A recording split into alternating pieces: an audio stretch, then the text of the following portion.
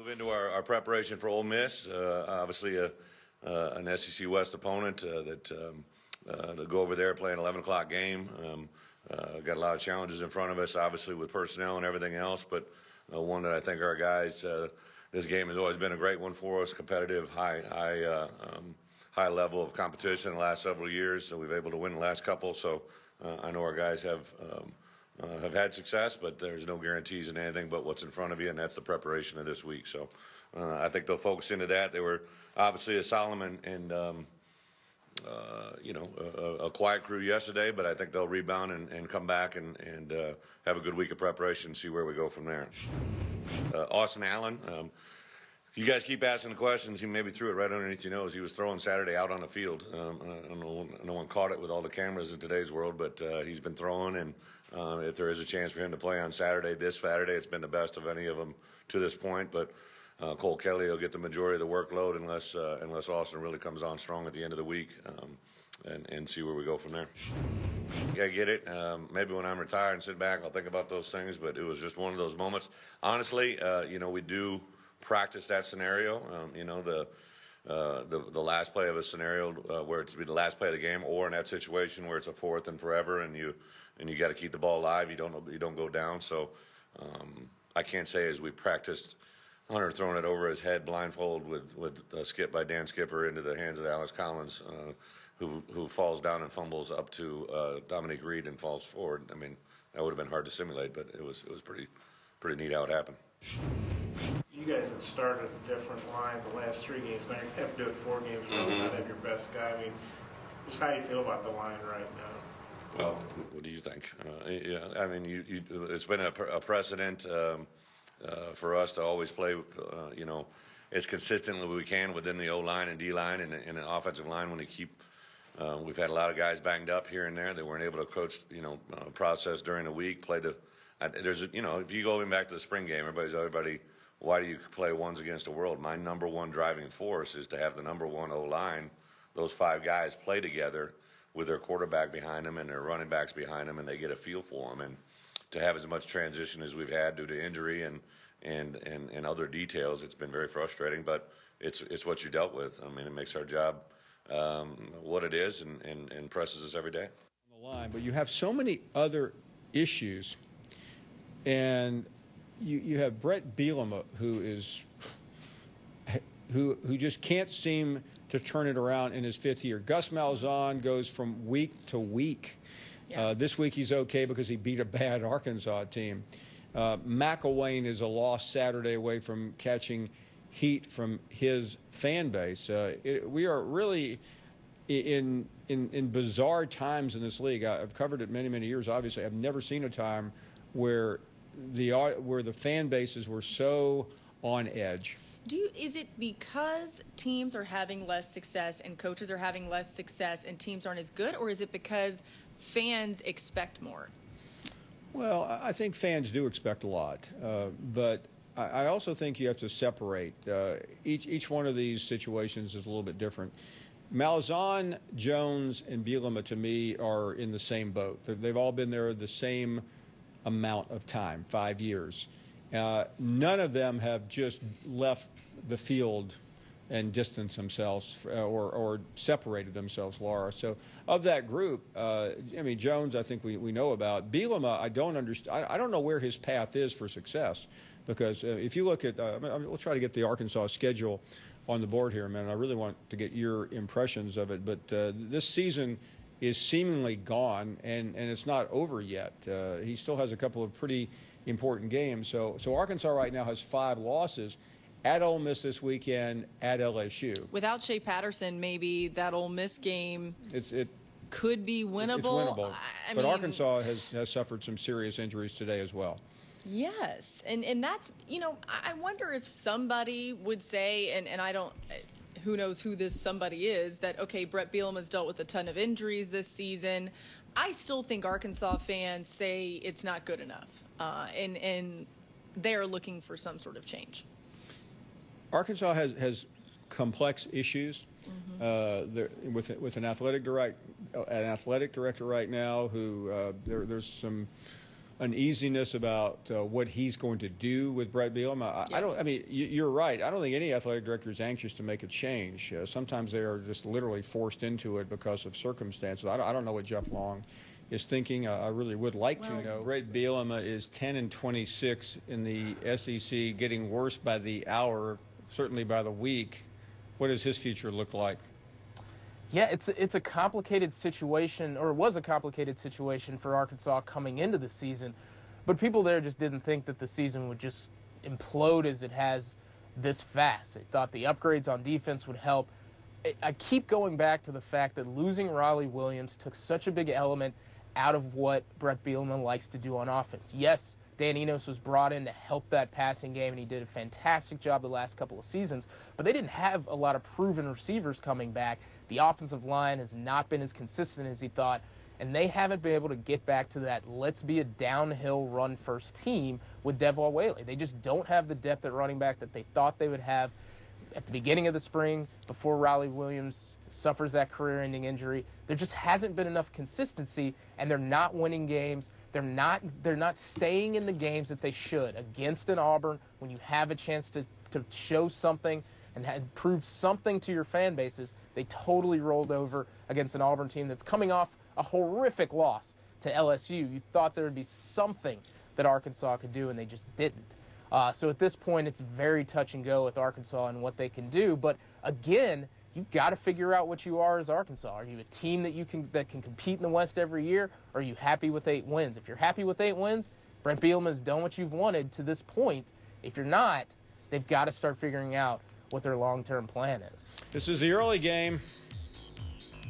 Movable. Yeah, something got to give. I'm not sure what will give. It's kind of hard to find lower rankings, but the Ole Miss defense should look forward to actually seeing the Arkansas offense. Okay, guys, I have to make a phone call. You guys want to talk about this game? This is a huge one, Paul. I mean, you think Arkansas might be able to, like 120 yards rushing? Like, is that too much to ask? Or is a land shark going to be You never reborn? know, right? Exactly. They may go for 300 in this one. You know, who could say? Or maybe the land sharks step up and actually hold somebody. It's tough. Or this could go back and have that 3-2 Auburn-Mississippi State game from years ago. Maybe we'll meet the SEC's newest superstar. One of these backup QBs could be huge and just, steal the scene. We'll be talking What about him all predictions week. do you have for Ole Miss Arkansas on Saturday? Where's the game? I believe the game is at Oxford. Got to go with the Land Sharks. Right? The worst rush defense in the SEC. I'm sorry. I've run out of. I've been going with Arkansas, and I've been basically hitting my head against the wall this year. All right. Yeah. So we've talked a little bit about this, but if Arkansas and Brett Bielema lose this game to Ole Miss, what do you say? You're saying it can get worse? I guess it could. To me, this would But seem that like would be it would what, get 10 worse. and 27 Sure, in obviously. the SEC. Yes. Any conference loss is going to make it worse. I mean, a 500 You record in need the to have SEC is. You need to probably have that to be on the line of demarcation for keeping your job. 10 and 27. And does Tennessee have to get in line? You're not really getting in line. Your job is what your job is. When agents and search firm people and all those people talk, they have a basic idea of what's going to happen. When they're talking now, they're talking as if Tennessee's going to be open. What about Arkansas? Arkansas is a different. I'm not so sure about that because I still feel like even though all the stuff came out about Brett Bielema's buyout being lower than everybody thought it was, Jeff Long has been very supportive of Brett Bielema. I feel like Brett Bielema has a lot of equity with the decision makers at Arkansas. So even if it's really bad, I can see them giving him another year. Now, how bad is really bad? If you lose every game by 30, maybe not. Maybe there's nothing you can do That's at that pretty point. much what he's doing, though. I know. That's the part I'm trying to figure out. Do they look a little more competitive? Kelly's come in at quarterback, and I am always here for offensive line size quarterbacks. Those are my kind of quarterbacks. But they have to be better than what they've been. But it's so strange because he seemed so safe, even if they had a bad season. But if it's a spectacularly bad season, maybe they do something. But I would imagine Jeff Long will fight the influencers there as long as he can to keep him and give him another chance. How about the unreasonable index? Does your coach belong on the hot seat? Butch Jones is actually not winning this contest, surprise, surprise, but pretty stiff competition. Barry Odom's not far behind. Bielema, maybe the only time Bielema is in the top 10 while he's at Arkansas. Derek Mason's on there as well. Not sure about that one. Paul, this is from the analytics team. It's designed a model that included the program's strength prior to a coach's arrival and its current strength, as well as other predictors such as record, poll rankings, championships, and other milestones. So, with that being said, you agree with? Or how about on the other side of the division, Arkansas and Ole Miss, intriguing matchup between those two. This number probably changes a little bit going forward. 334 yards passing per game. They lead the SEC. Yeah, that's when you had a guy named Shea Patterson back there slinging it around here. All these big receivers on the outside throwing it around and catching it. That's probably going to change. You were excited to have Shea Patterson. He's probably having one of the best seasons probably around the SEC with the yards and the numbers. But he's gone. He's not around. Now you got a young guy who's going to throw it now. Can he keep it up? Well, the question is they're going to throw it, because it leads us to this. 274 yards rushing allowed. Wow. And you talk about having a young quarterback. Maybe you run the football now. Arkansas. Is it Jordan Wilkins, right? Arkansas is a team that's been known to give up yards, especially running. We see it right there. They're not really playing well defensively up front. They're not moving their line of scrimmage. And now you got a young quarterback on the other side for Ole Miss.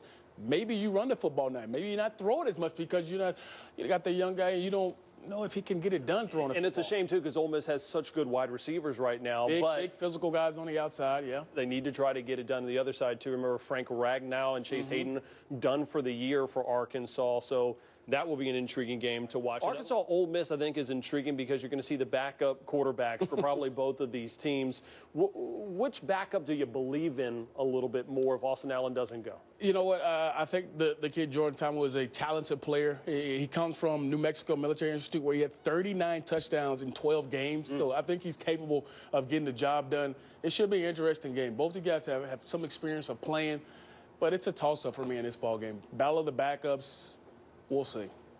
Might be a lot of points scored in that one, just because I think both of those teams are struggling defensively. Arkansas and Ole Miss playing tomorrow. That game is in Oxford, and we're joined now by Matt Stinchcomb. Matt, thanks for the time. I know you've got some weather there. We appreciate you coming on board. So make this game interesting for us. Well, hey, listen, if you're interested to find out what Arkansas and Ole Miss might look like the rest of the way through this season, then this is the game to find those things out. You look at Ole Miss, and they're going to be without Shea Patterson, the SEC leading passer, and arguably one of the better passers in the country. The last chance for maybe the SEC to have the nation's leading passer, and of course, he's now lost for the season with his PCL injury. But the Ole Miss Rebel offense, they're pretty confident in what they have in Jordan Ta'amu, a guy that people don't know a lot about, but they seem very confident in him, not only in his skill set, but in the fact that in practices here at Ole Miss, they've given him equal reps with their starter and Shea Patterson. So they feel as if, from a preparation standpoint outside of game scenarios, they've given Jordan Ta'amu a lot of opportunity to have success. And you've got one of the most imposing and impressive wide receiving corps in all of college football here in Oxford, facing up against an Arkansas defense that's had difficulty keeping people off of the board. They've given up a ton of points. They have difficulty stopping the run as well. Both these defenses really are going to be challenged in that regard. So I think a lot of folks are going to be paying attention to what these teams look like. No one's expecting division championships. Wouldn't matter in Oxford anyway this year. But at the end of the day, it's kind of a race from the bottom based on where the win-loss record is at this juncture. Yeah, I want to pick up on that, Matt, because at this time of the season, when the playoff poll rankings about to come out in a couple of days, I mean, we tend to forget that there is a lot going on in the middle and toward the bottom, and I'm not sure you're the best one to ask, because you played on some really good teams at UGA. But when you're a player in a game like this, help us understand what's going on, and I mean, I know pride comes into it, but what else? Well, I appreciate you're being very gracious. I was on a couple of good Georgia teams. I was also on two pretty crummy teams. One went 6-5, and the other we went 5-6, and so we ended up at home. I was trying to mask that, okay? Thanks. Well, you know, someone's out there with Google. They'll figure it out. So I have been on that other side of it, and it is partially pride. But the other piece of it, too, is that if you're Ole Miss coming into the season, you knew that the postseason wasn't an opportunity. And so you had to know that the idea of every regular season game is your bowl game, you got to embrace that. And all these coaches talk about with their teams, their players, that you work your entire year for 12 opportunities, 12 guaranteed opportunities. There's no preseason in the college football ranks. You get 12 games. Maybe you earn your way to a championship game. Okay, that's 13. Only 2 teams in this conference are going to get that opportunity. Then you get a bowl game. And perhaps if you're a college football playoff contender, you can play in yet another championship game for the national title.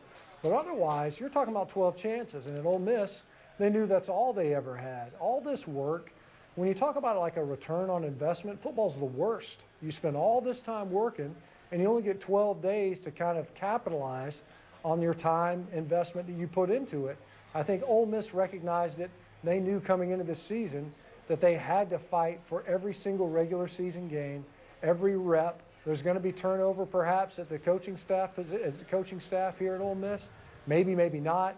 That's going to be true of a couple of other programs, but they knew at least, I think, the conditions on the ground. It's different for Arkansas because coming into the year, a lot of folks felt as if they were probably a middle-of-the-pack West Division team.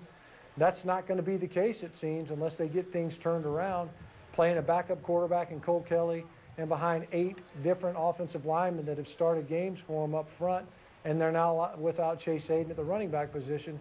I think it's a different mentality for the folks out of Fayetteville that are visiting here in Ole Miss, in that they came into the season knowing that the postseason was a possibility, but with only 2 wins so far, it's an uphill climb. Matt, I want to ask you about Arkansas because you can't scrape away the record, and I think most of us are pretty surprised by Brett Bielema's 10-26 mark in the SEC. You know, 5 years in, you're out of excuses, but what has gone wrong?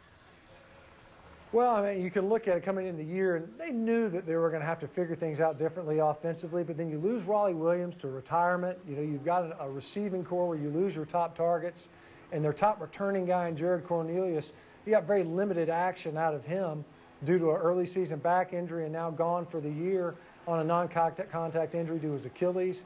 You've had an offensive front that's been kind of a revolving door of different position players, guys that have underperformed, guys that have had difficulty picking up in protection.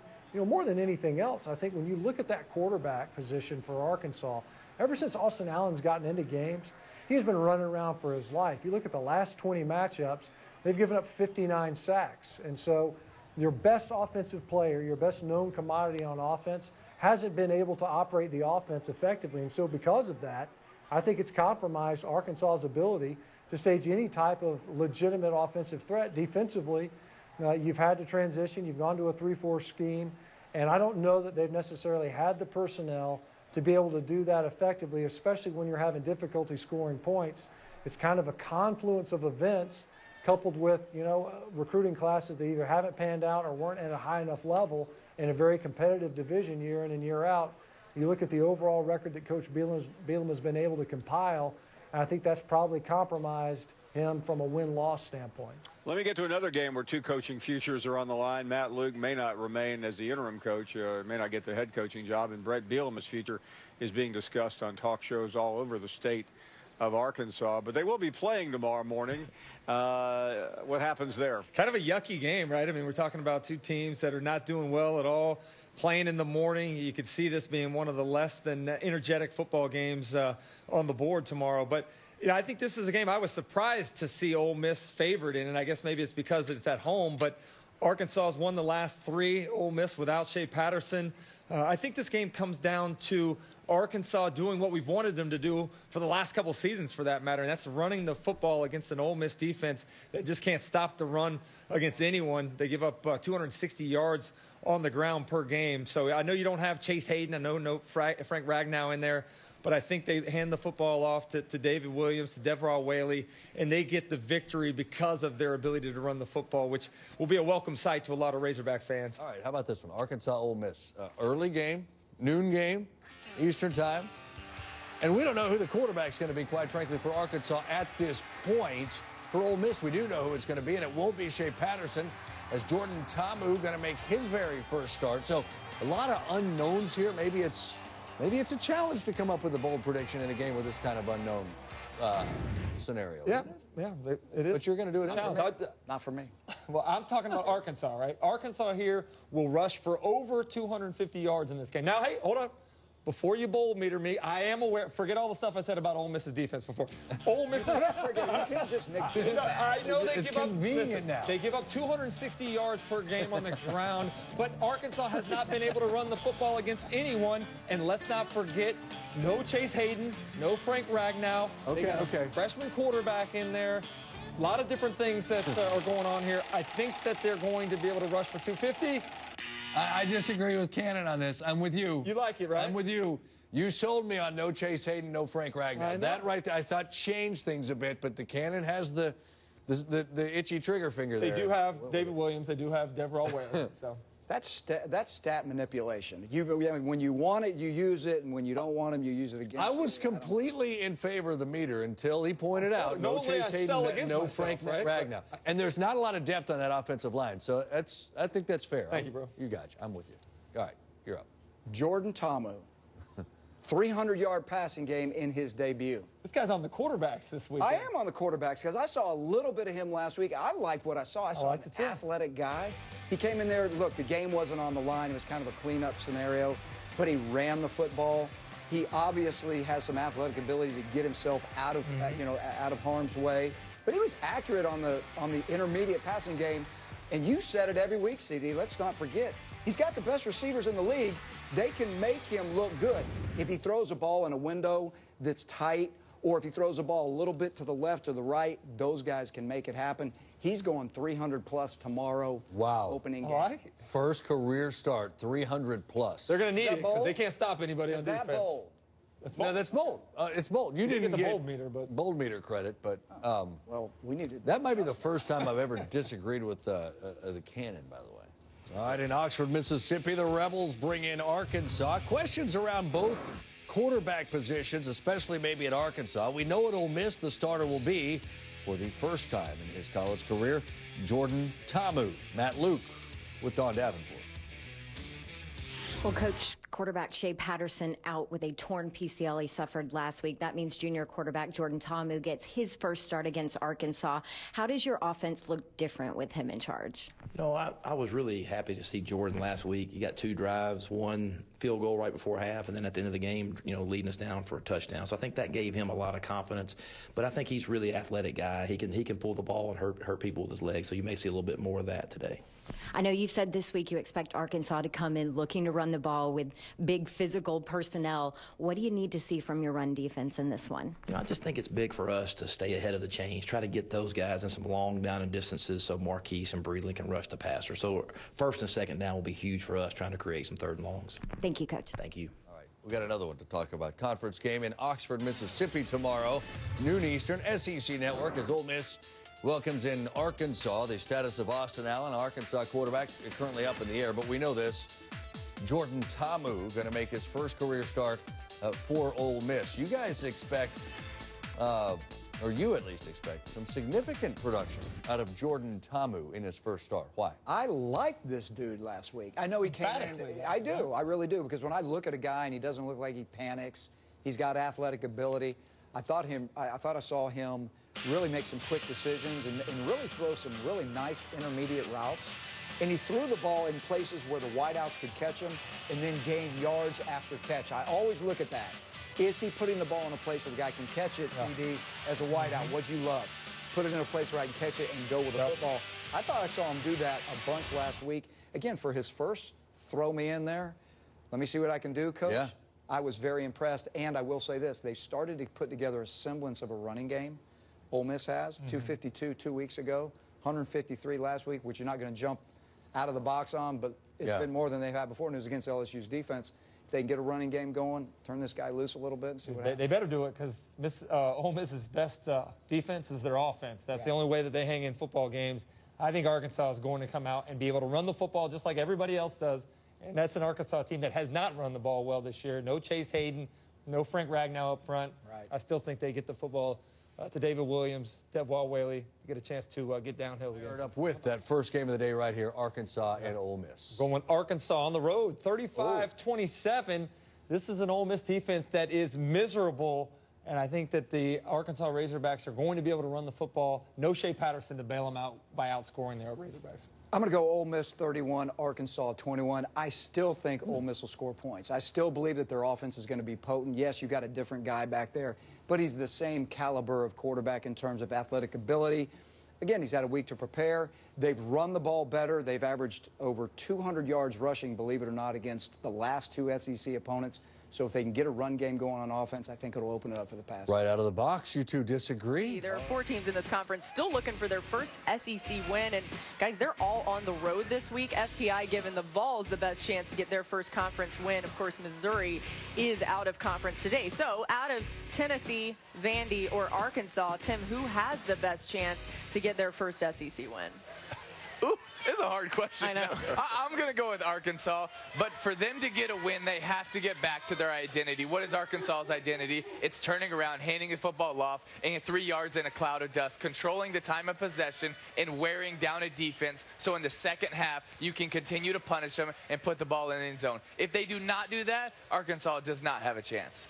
I'm going to go Tennessee. I think they're in different mode. They need to come out with some new wrinkles. They need to do new things no one has seen all season long, and they need to try to do it this week against Kentucky because you have a defense that's a little bruised and battered that you're coming in to play. You better try to take advantage of it. So I think there'll be some new little nuances with Tennessee's offense. Well, there has to be, right?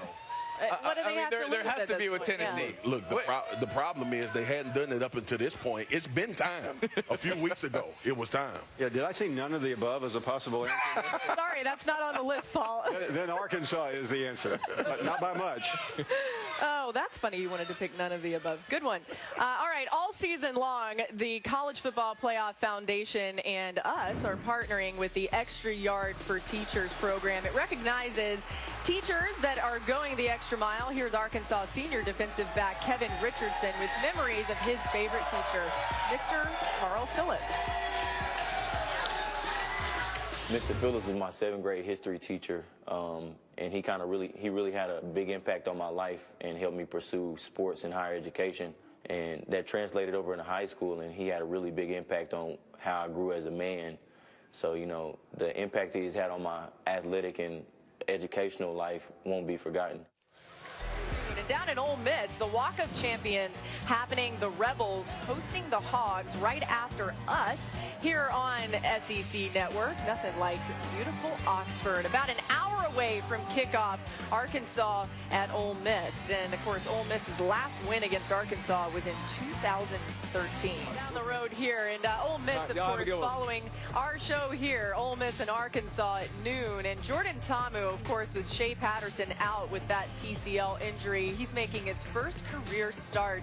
He showed some flashes in the spring game, Tim. I got to say, I like the way he stepped up, and he showed a little something. He was not intimidated. Showed some swag. The big swagoo might like him. Yeah, no, it might do something different for Ole Miss and Matt Luke and this offense with Longo. We'll see what he can get done. I'll tell you what, though, don't be so quick to forget about Shea Patterson and how good he was. Yeah, and by the way, they do have a great receiving core there for him to rely on. Time to find out who's taking the next step. Brought to you by Regions Bank. And for Arkansas Ole Miss, everyone's picking Ole Miss, so we're going to keep it there. But that's just within the scope of this game. It's a rivalry game. This can be a springboard game for Arkansas under Brett Bielema. This has been a gateway win in the past to where they're able to get on the board on their conference schedule. Right now, the Razorbacks winless in conference play. Arkansas has lost 3 in a row. Arkansas won the toss. They defer. Ole Miss will get it. Here is Jalen Jones, an explosive return man. Dances his way around to the 25-yard line.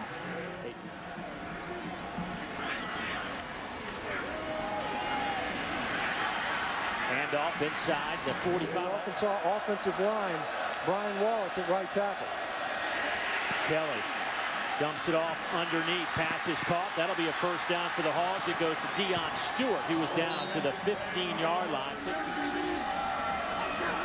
Stewart goes in motion. They'll set up a screen to the near side, and it works well.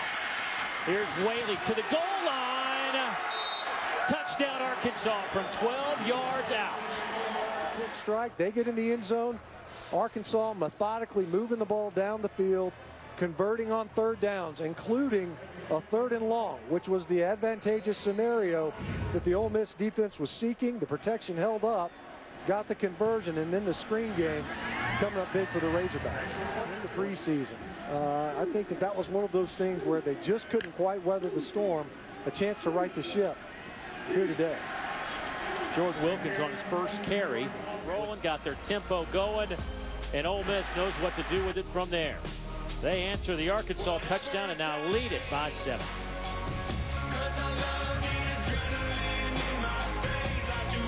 Flipped up in the air.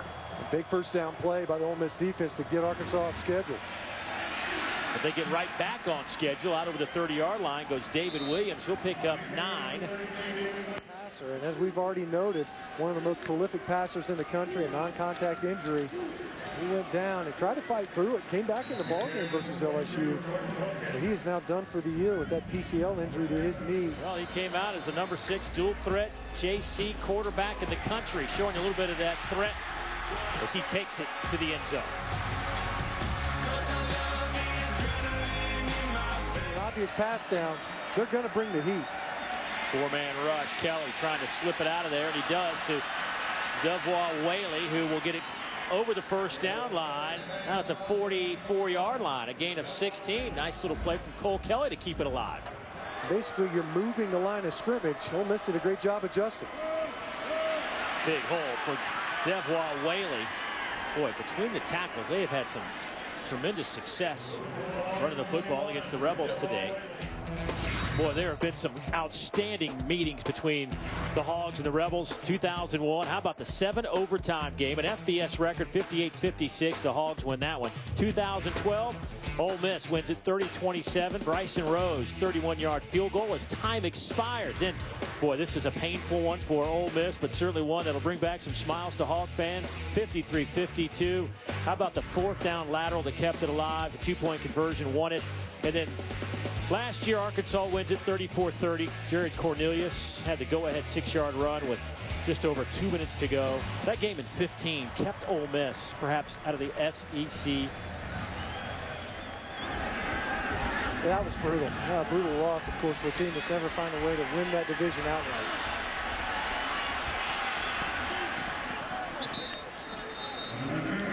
And speaking of 2015, here is that play that will live in infamy. I mean, so many things had to happen for that to work. 4th and 25. It's a blind lateral, just a heave, and the perfect bounce to the one guy who could convert it in Alex Collins. And then you muscle your way in there, not only for a score, but a 2-point conversion to win. When you didn't have to do the 2-point conversion. No, you could have kicked an extra point, but I think Arkansas at that point was like, hey, man, we were sold under a lucky star. Let's not let this pass. And on the other side. TJ Hammond's at running back. Little stutter step, big hole, and a big run. He's out over the 40 to the 42-yard line. Gain of 17 for TJ. And a concern or a question that they had would be, TJ Hammond's a guy who spent some time at receivers. He willing to run amongst the big bodies for the rest of your team. Right. This is, and both of these programs have been decimated by injury in very similar ways. They have kind of similar challenges. So you find out just how good your programs really are in moments like this. Nice grab by the tight end, Octavius Cooley. Still on his feet down to the 32-yard line. He dropped the football, and Arkansas may have it. Cooley trying to spin for more yards, lost the football, and the Hogs get a break. Let's see what they can do with it. When you talk about something's got to happen, you got to step up. Cooley, they get that ball in the other hand. He's carrying it in his right hand there. The ball comes out. Great job by Santos Ramirez, a guy that has stepped up as a leader for Arkansas. And he generates probably the most important play that we've seen in this game for the Razorbacks since that opening offensive possession. And then actually made the recovery. What a great, but a chance to take a shot here. They'll hand it off. There goes TJ Hammonds. Hammonds to the 30. Stays on his feet to the 26. There has been a bright spot for Arkansas. 22 yards for 3rd down. Pressure comes. Kelly, pump fakes, has the 1st down and touchdown. And he got rocked right at the goal line. A 15-yard scramble. The goal line ruled a touchdown on the field. Ran right through the tackle of Taylor Polk. And look at that shot that he takes. Zedrick Woods. It's an appropriate last name. He brought the wood. Bam. Right there at the goal line. Tough to tell from that look. First angle was a pretty good look at it. And they're going to kick this point after, it looks like. Well, they had their offense on the field. You're right, yeah. Ruled it a touchdown on the field, as we mentioned. I think Coach Bielema's on the field. He wants to try to get the ball moved, no question, to a different hash. Now there's all kinds of confusion. Metcalf able to break a tackle along that boundary and get off a big run. Ta'amu, and that one is picked off at the 25-yard line. DeAndre Coley still on his feet, cuts it back, and he'll be dropped at the 22-yard line. Back-to-back turnovers for Ole Miss. Ta'amu doing a great job, and Josh Liddell, who did a great job earlier, coming up with a pick but was out of bounds, and this time able to get the interception, get upfield quickly, and sets his offense up with a short field there in the red zone on the 20-yard line, and Arkansas with another chance to get it in the end zone. And it's Ta'amu that we mentioned, the pressure. McTelvin Agim, a guy that they've been waiting to step up. Allowed by this Arkansas offensive line. 3rd down. The pressure comes. Kelly throws wide open. Deion Stewart to the end zone. Touchdown, Arkansas. 13 seconds on the clock. That goes 23 yards. Well, we got ourselves a ball game again.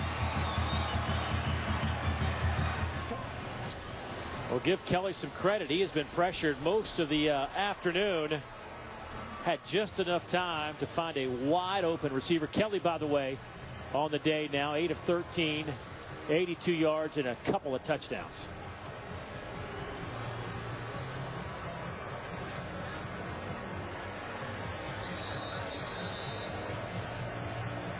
Able to spit it out there late. It's just a crossing route, and it's a rub. We won't call it a pick, of course, but there's a lot of traffic created. And able on the outside of the counter. But, ultimately it was the turnovers to get Arkansas right back into this football game. And here's a big run. Jonathan Nance. Can anybody catch him? Yes. Miles Hartsfield will chase him down at the 31. Yard pickup. They got the 2 scores off of the turnovers right before half. And then there's no better way to start the second half. You get the ball offensively. You're climbing back. Been quiet in this one. A way to get him the ball in his hands. They'll dump it to Hayden Johnson, and Hayden Johnson gets the 1st down.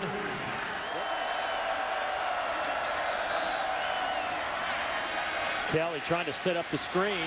They do so. It goes to C.J. O'Grady. Touchdown, Arkansas.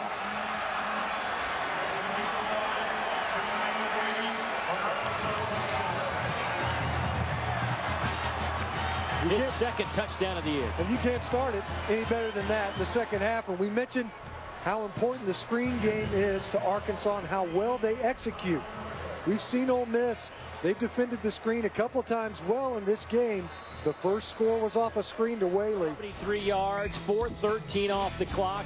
Oh, Kelly now 12 of 17, 115 and 3 touchdown passes.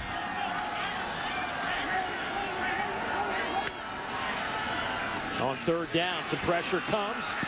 Ta'amu gets it away and batted out of there by Andre Tolliver. Yeah, he's a big target. Man coverage. They're hand fighting down the field. What it is, they're saying that left hand, moving themselves, then you've got a big hole. Trying to set up the screen again. It works again. It's Williams. Down to the 40.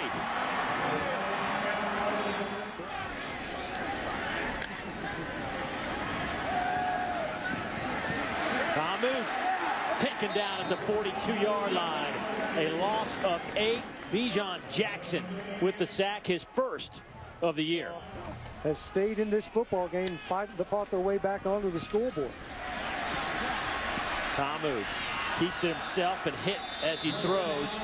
When they made the transition to 3-4, didn't necessarily have all the personnel that they needed for that. And Ramsey was a guy, defensive front rather, of Clemson.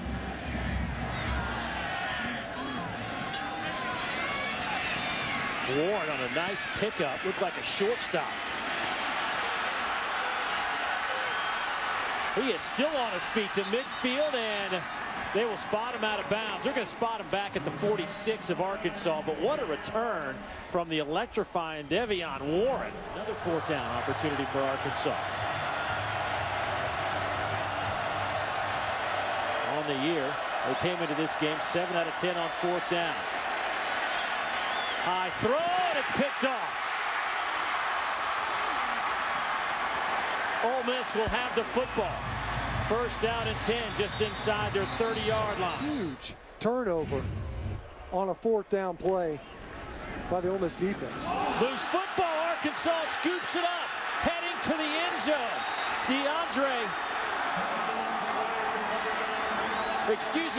Kevin Richardson with the pick off the floor and the touchdown. That's how you get right back in it.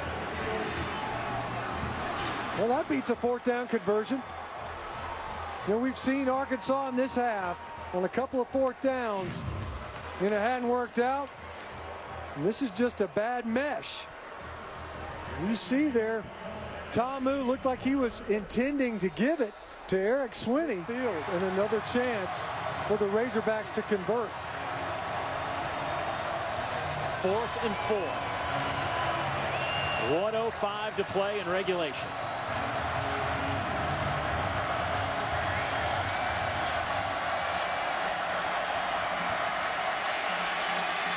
Kelly dumps it off underneath, and there's a flag. Miles Hartsfield dragged Nance down. Because there was traffic yet again.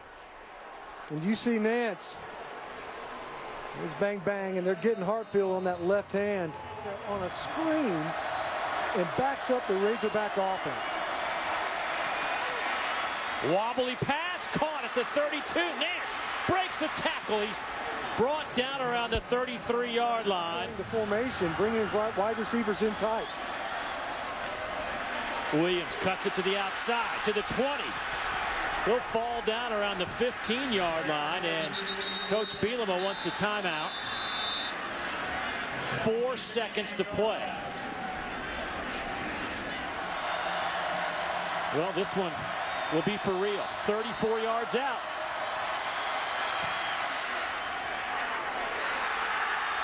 And it's good. Arkansas will take the lead, but there is a flag down.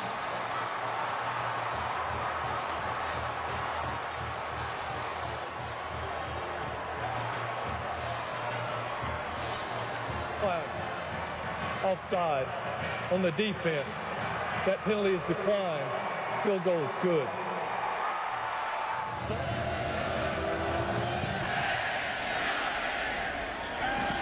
It'll be picked up around the 20-yard line. And there the lateral starts.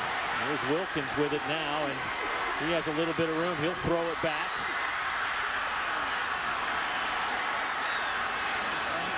It's on the ground, and that will do it. Arkansas will win this. What a comeback. Down 31-7. They will come back and win it 38-37. And that'll stop the bleeding for a while in Fayetteville, and see if this doesn't give the Hogs some momentum down the stretch. Arkansas and Ole Miss. Second quarter, Jordan Ta'amu, 8-yard touchdown run. It looks like this is going to be a blowout. Looks like Ole Miss is just going to put Arkansas away early in this game. Yeah, but 20 seconds left in the half. Cole Kelly, Deion Stewart. How about Cole Kelly at 6'7", 270 pounds, just working around the pocket, buying himself some time, finding the open receiver. Third quarter, 3rd and goal from the 9. Kelly screen pass to Cheyenne O'Grady. Arkansas is within 3. It didn't look like Arkansas had a heartbeat in this game, especially in the first half. But here comes the comeback. They're starting to feel better, starting to make plays offensively and defensively. No, fourth quarter, Ole Miss leading 37-28, trying to run the clock out. Ta'amu fumbles the exchange.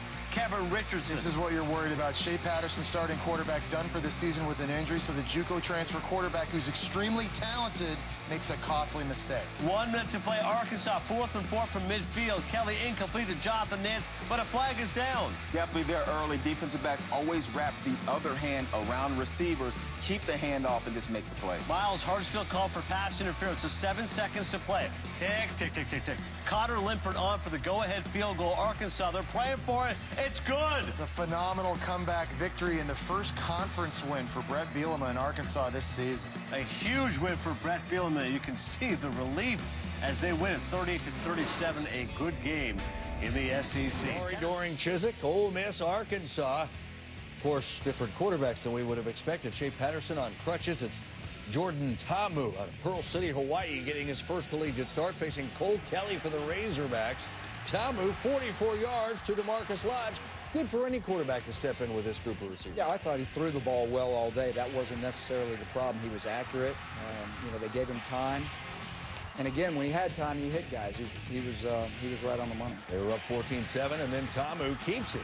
Look at the speed by Jordan Ta'amu, 49 yards, touchdown. And that's where he's a little different for this offense. Shea Patterson's elusive, but he doesn't have that running ability down the field that Ta'amu displayed today. Here comes the gentle giant, 6'7", Cole Kelly. He made some big plays of his own. Hogs down 10, facing 3rd and goal, draws the defense, dumps to Cheyenne O'Grady. Touchdown. They were down 31-7, all right? 31-7. Now it's 31-28. We go to the 4th. Ole Miss up 9, trying to kill the clock, but they fumble on the handoff. Kevin Richardson scoop and score. It's a 2-point game. Just confusion. Well, I'd love to say that was something the defense did to Ole Miss's offense, but that was just an issue at the mesh point. Put the ball on the ground when you're trying to run the clock out with 6 minutes left in the football game. No, that was not Vanilla Ice or Robert Van Winkle, as he's called by birth, but that was Matt Luke.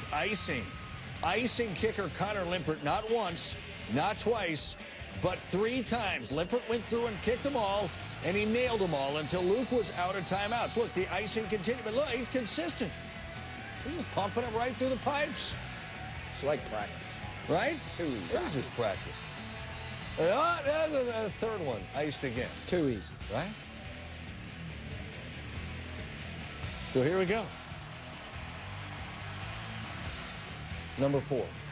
I mean, I'm telling you, he might have hit the same spot on the net all 4 times. Woo pig. Woo Brett.